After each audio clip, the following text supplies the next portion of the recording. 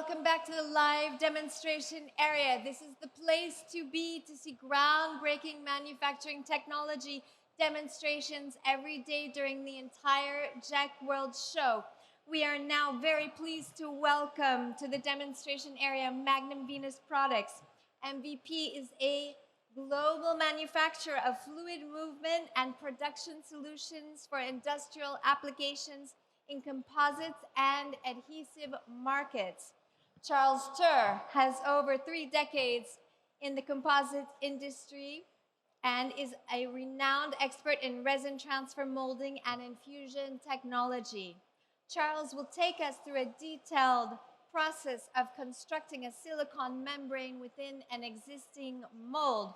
Charles, the demonstration floor is yours. Thank you very much. Welcome, everyone, and thank you for coming. We are here for 3 days. On that demo zone, we are running 6 different demos. The first one is about silicone. So I have 30 minutes to show you how to make a silicone membrane. It's very short, so I will try to show the most important things.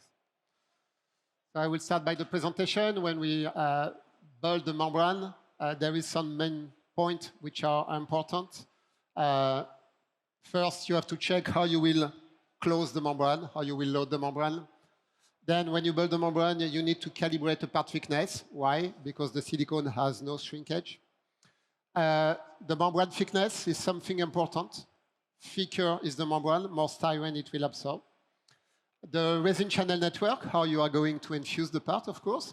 And the membrane storage. What are you doing to do with the membrane when you will remove it from the mold? All these things you have to think about it before you build your membrane. It's very important. So, as I explained, we have to calibrate the part thickness. This is what we have done here. The white part is a calibration part, reusable. And we do care about the corners. We need to have the right thickness on the corner. So if you make a hand layup lamination, you take care that on the corner you are not too thick. If not, all the parts you will produce will be like that. Then, to close the membrane, we use a groove. You will see by the other process that I will show later that that groove is using for different processes. But that groove helps to locate precisely the membrane. And then you can suck it down by vacuum to guarantee that there is no air leak. Something very easy and fast in production. So this is how it's working. There is a groove. We load the glass. We put what we call a resin stopper. Why? Because in production, we don't want to see the people to clean the pipe and so on. So it stops the resin. Then we come with the membrane. First thing we do when we load the membrane is to suck the membrane down into the groove by pulling the vacuum. And then after that, we pull a second vacuum to assist the resin flow. Every time we demold the membrane has to be clean. If you start to work on the membrane, you take the risk to damage it. That's not good. There's something wrong. So then the resin is coming. So what we have done to build the membrane, we have used a seal. That seal is a groove seal.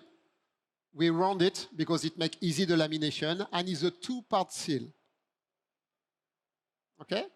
One is to give the location for the membrane and the other one is to create the vacuum channel. So what do? We load it on the mold, we laminate the mold, and when we demold the mold, we remove only one part of the seal and we leave the second one inside. And then we produce the bag on the top. Nearby, we have a window seal, which is a seal to pull the vacuum all around. And then we're ready to make the membrane. So we pour the silicone into the groove first, and then after that, we build the silicone membrane, as I will do now with you. So then when we demold the membrane, we remove the second part of the seal, which is coming with. And when we remove it, then we have a free space for the vacuum. So by one vacuum port, you can pull the vacuum along the groove. So we have a collapsible channel. How it's working? When we inject the part, we want the resin to go fast, to decrease the injection time, to increase the production. But we don't want to see any marks of the resin. So that's why we use what we call the collapsible channel. It's working like that. You have your female mold. Then we load the glass. On the top of the glass, we load the membrane and the resin channel. And we pull an extra vacuum into the resin channel. Then the membrane collapses, as you can see. Then at this time, you can introduce the resin. And just before the end of the injection, when you have injected the right quantity of resin, you stop pulling the vacuum into the resin channel, and the membrane comes back flat. So let me show you how it works. We have a membrane here already done that I'm going to use for the demo of tomorrow. So I will pull the vacuum into the resin channel. And when I pull the vacuum, I collapse the channel. I have a resin port here. So the resin arrives here, is collapsed, and the resin can flow. Then I inject the part. This is a big area, so it's very fast for the resin to flow. The resin by that side can flow for 15 meters. Then when I finish to inject the right quantity of resin, I stop pulling the vacuum, and when I stop pulling the vacuum, it comes back flat. You will not be able to tell how we inject the part. So this is what we have done here. There is no visible resin channel on the part after it. So that's the idea. So everything is integrated on the silicone membrane. So before we build the silicone membrane, we do recommend to work on the wide support. Why? Because when you spray the silicone, you can see the thickness of what you are spraying. And then we line, as we have here, the location of the resin channel. So here we have 3 lines. Today we are going only the middle one, because there is no need for more. Then we have one thing which is very important, is the vacuum port. The vacuum port is that part.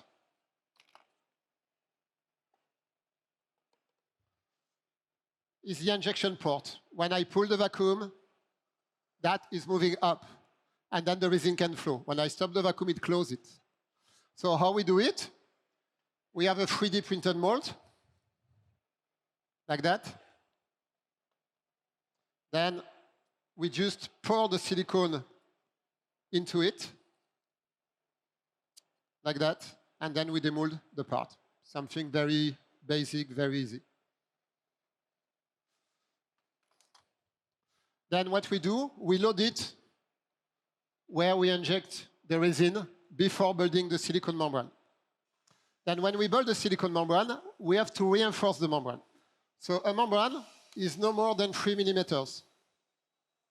There is no need to do more. The point is, if you don't reinforce the membrane, what will happen in production? Membrane is cutting somewhere and is destroyed. If you do that, and if it happens where it's reinforced, then you cannot, because it's reinforced. So the security is to reinforce the membrane. We don't want to produce 1 part. We want to produce minimum 500 parts, even 1,000 parts with the same silicone bag. So the idea is not to go fast building the membrane, is to build the right tools for the production. Then the presentation shows that we have 2 kinds of cloth. Why? Because that's the collapsible channel. And when we put the collapsible channel, it has to deflect and to deform. So we have below the resin channel a stretchable cloth with stretchable in both directions. But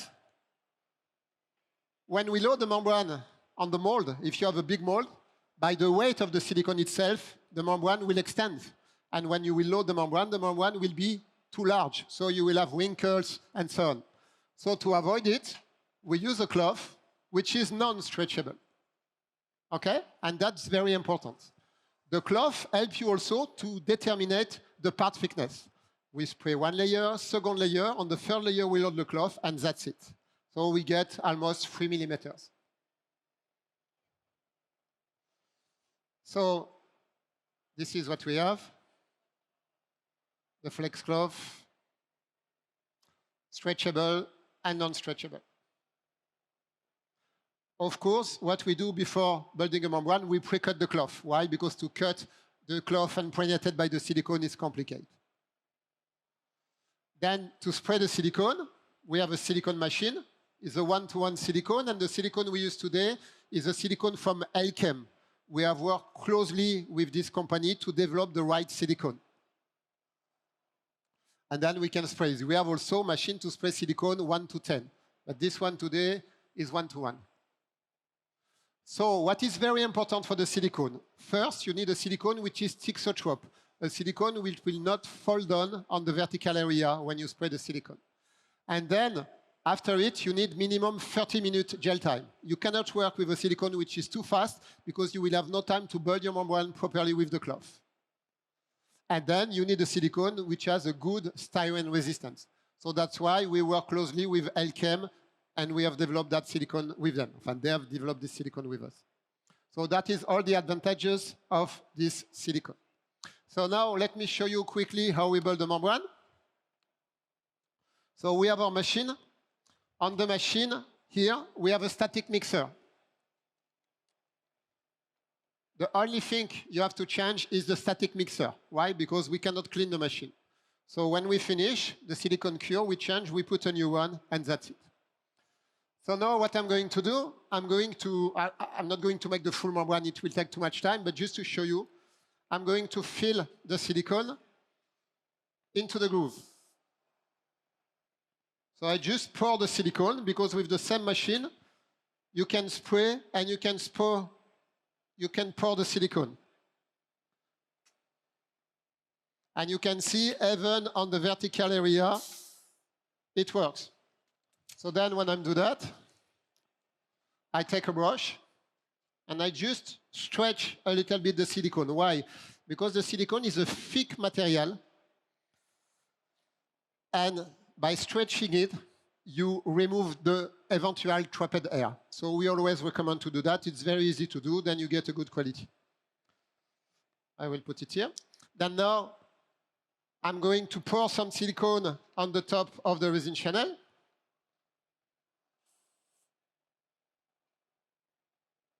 Voila. That silicone will keep the resin port on the place. So I just do it like that. When it will cure, the resin port will not be able to move. That's it. And now I'm ready to spray the silicone. So my concern today is to stay clean. So to spray the silicone,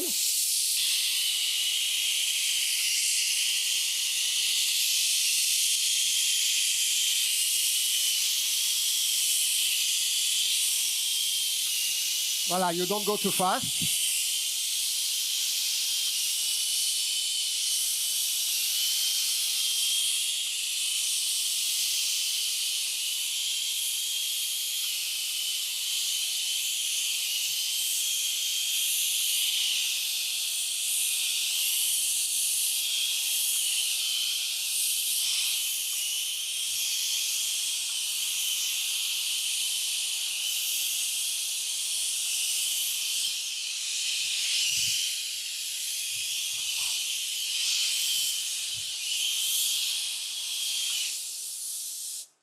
Voila, that's it. That is the first layer. So now what we do, as I explained, we want to brush it. So we take a brush and we just slide. So if the brush can slide easy on the silicone, it means you have the right thickness. There is no need on the first layer to make a thick thickness because it will take very long time to cure. So it's better to go step by step. So you just brush it. So it's not like a painting, huh? It's a little bit thicker than that. So you have to push on your brush to spray and to remove the air. Voila, so it's fast, as you can see.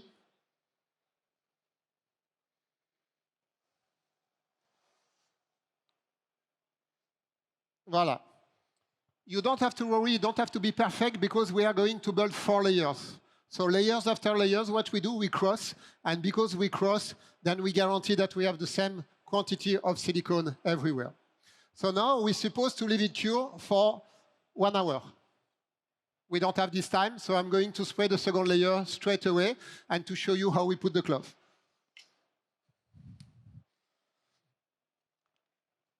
So now what I do, up, working like that, and I will cross.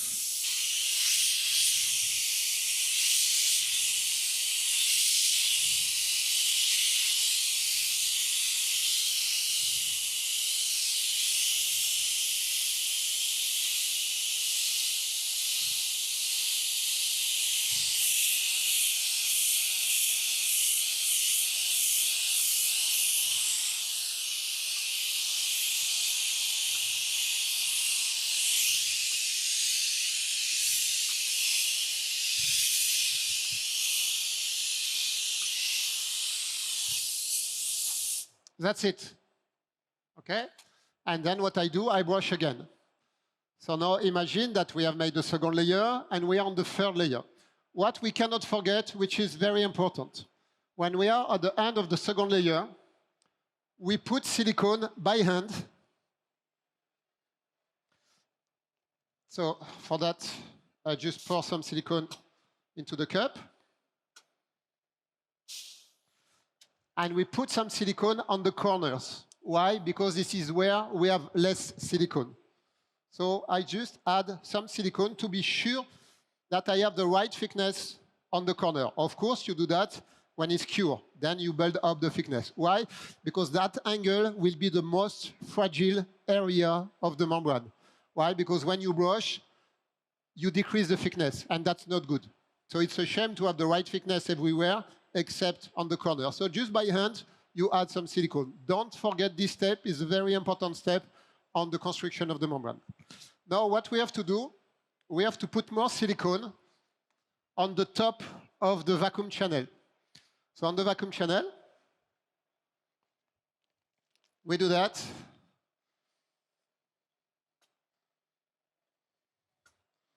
We just zigzag, like that. I will do it here also.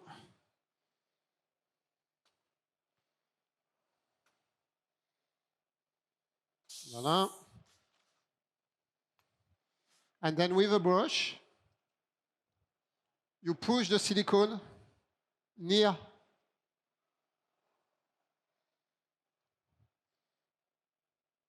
the seal to avoid that when we will pull the vacuum, the seal will collapse. Okay? Because that will not be good. So after it, when we are on the third layer, what we have to do, we have to load the cloth. So I will take the cloth. The first cloth I'm going to put is the stretchable cloth. So the stretchable cloth, I put it here on the top, like that. And I put it on the line where I want to have my resin channel. Voila, just like that. Then I brush it. It's very easy to get impregnated. Why? Because the silicone has the right viscosity for that. So it's something very simple, and we have developed also with the supplier of the cloth, the right cloth that make easy the job. Okay, so you do that, and just after that, what you do, you spray a little bit of silicone. Just to be sure that you build up the right thickness on the top of your silicone resin channel.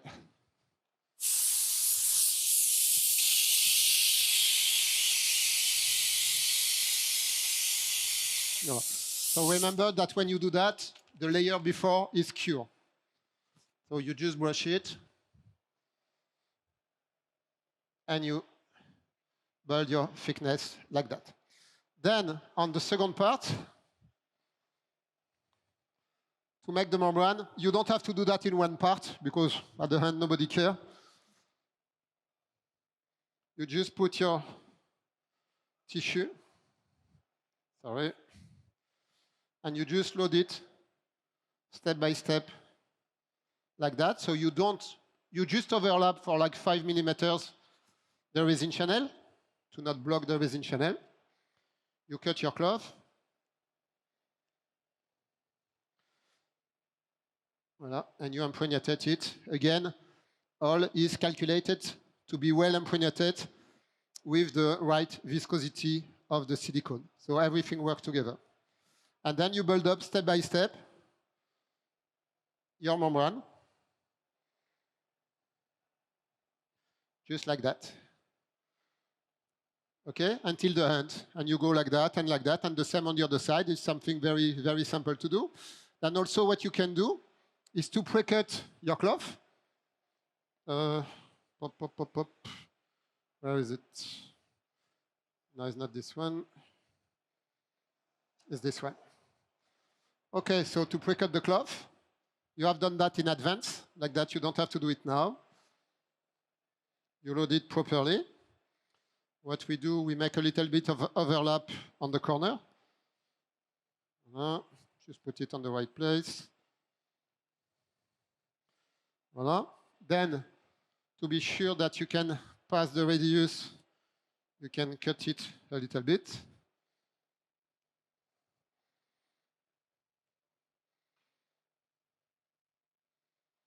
Voilà. And here, we cut it like that. Voila. And then what you do, you just empoignated the cloth properly.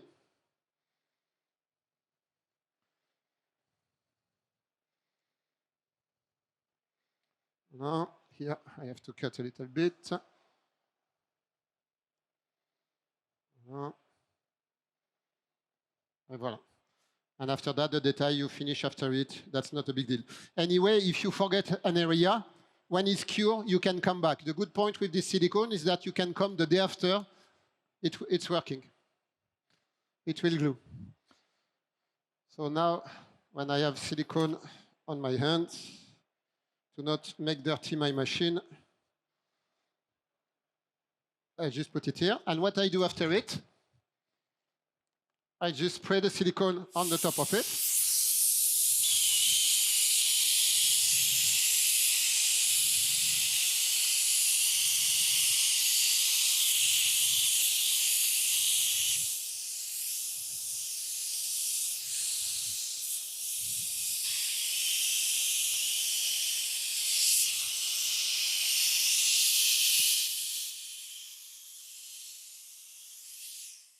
Like that.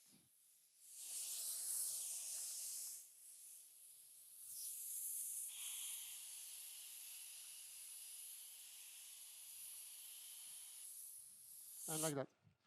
And then after it, the only thing you have to do is to brush your silicone and you slide on the cloth properly. And your membrane is done. So it's a step-by-step job. It's nothing complicated. Just don't try to shortcut what is important for the life of the membrane. Our concern is not to just make a membrane and to spray silicone. Our concern is to make a membrane that will work well in production. So all the details have to be important, have to be thinking to be sure that people will use it easily in production, will not damage it and so on. Okay, think about it. That's our recommendation to make a membrane. Okay, now what we have to do, we have to build the resin channel. To build the resin channel, we use a corrugated tube. As you can see here, we have a plastic tube that we put on it. So we have to cure the membrane, for sure. And after that, we have the spiral tube. The problem is the spiral tube is not well done, is not on the place. So what I will do, I will cut it. And just to make it flat, as is a two plastic, what we do, you just hit it, and then it will come back flat.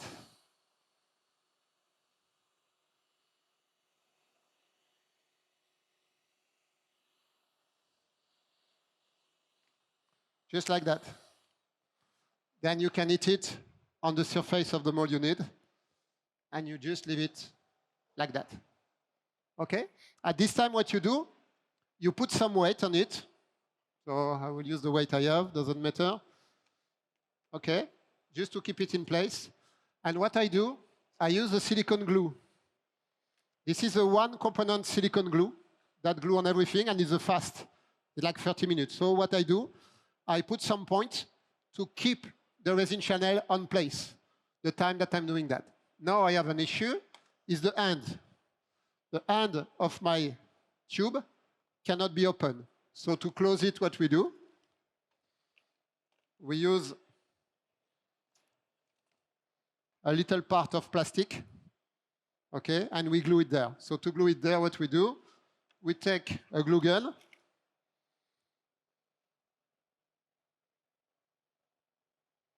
Voila. And we just glue it at the end. That's it. It's so simple like that. And now we can load it, and then we will be ready to put the tissue on the top of that. Okay? Just like that. You can tee, you can cross, you can do everything you want. You don't necessarily need to have a line. For example, you see here, the second place, we cross. So we put the injector on the other side, and we tee. So we have a resin distribution. What is the interest? Here, we inject in the middle. So we have a resin line in the middle. It will take the time that the resin flow from here to here, which is approximately 4 minutes, 5 minutes. Now, if I put one resin line here and one resin line here, I will inject this part in 1.5 minutes. Why? Because I decrease the distance of the resin flow. That's the idea. You don't care because you can put as much as you like the resin channel. You will not see the resin channel inside the part. So you can do what you want. After it, you have to pull the vacuum. So when your membrane will be finished, we make a hole, and we glue that part on the top of it. This is where we will pull the vacuum to suck and to collapse the resin channel. So it's just a part that we glue with this one component glue that we call CAF 33 from LKM also. Then on the resin port, we bond the metal insert. At MVP, we work with universal insert. So we load it in the middle of the membrane, we bond it, then we are able to connect everything. So just to finish the presentation,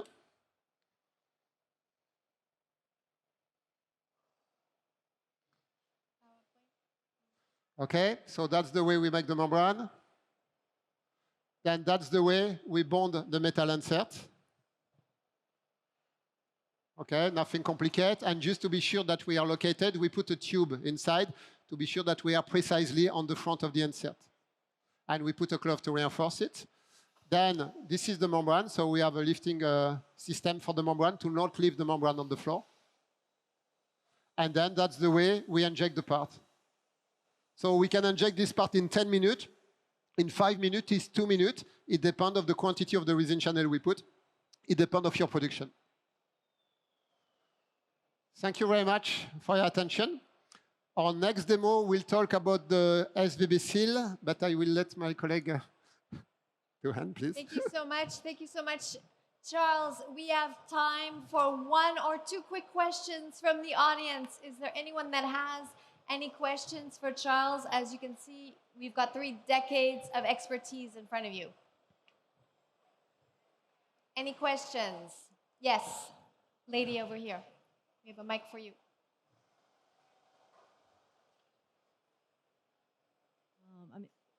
If I'm remembering correctly, you mentioned that the changeable port was very important. Yeah. Could you maybe elaborate on why that's so important? Okay. We talk about this injection port, okay? So the injection port is the way you will introduce the resin. One of the advantages is, imagine that you have a large part and you don't want to send the resin everywhere at the same time. If you pull the vacuum on one line, only this one open. This one stay closed. So you can make sequential. Now, what is the problem? More concentration of resin you have, more it's aggressive for the silicone, because the silicone is not 100% resistant. The only place where you have more resin is inside this injection port. So the idea is to build the membrane with this injection port, and maybe after 200 or 300 parts, you can remove it and glue it a new one. So you extend the life of your membrane by using that injection port. What do we do for that? Before we apply silicone on the top of that, on that resin port, we put some PVA. The silicone crosses the PVA, but not totally. So that it will be good enough to make it work, but the day you want to remove it, you can force a little bit, you can remove it, but it will not damage the membrane itself. Voilà. We have that like that, but we have also different one. I can show you. You can have a cross. So then you can send the resin on 4 different directions, and you can open one by one. That will be the presentation of tomorrow morning. Okay, with that membrane which is here, I will explain everything. Okay, so you have to come back. Okay, thank you so much, you very Charles. much. And if you have additional questions, ladies and gentlemen, don't hesitate to visit Charles and the MVP team at stand 5U58. And he will be back this afternoon at 3:30. So you can come back to see Charles for a new demonstration. And in 15 minutes, we are pleased to welcome again Rock Tool, who are going to explain how they unlock the potential of heat and cool technology in compression molding. So don't hesitate to come back in 15 minutes. And if not, enjoy your day at the JEC World, ladies and gentlemen. Thank you very much.